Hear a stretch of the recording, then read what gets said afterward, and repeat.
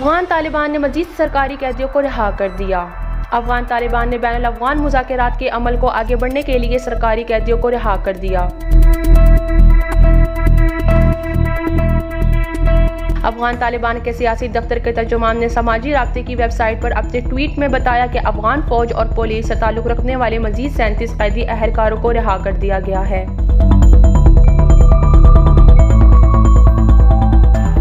उन्होंने बताया कि सूबे तहार से 20 और कंदूज से 17 कैदियों को रिहा करके उन्हें अपने घर जाने के लिए सफरी अखराजात भी दिए गए हैं।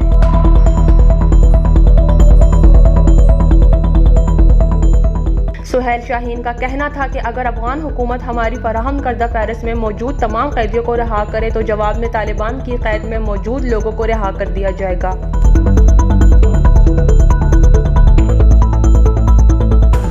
इससे कबल अफगान हुकूमत ने अपने एक बयान में तालिबान से मुतालबा किया था कि मुज़ाकरात के मामले में अब तालिबान क़यादत संजीदगी और जज्बा हैर सगाली का मुजाहिरा करे।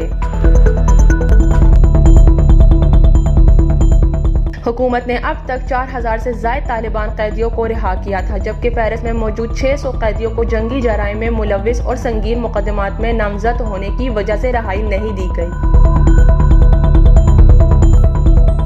नौशीन, sportstory.news।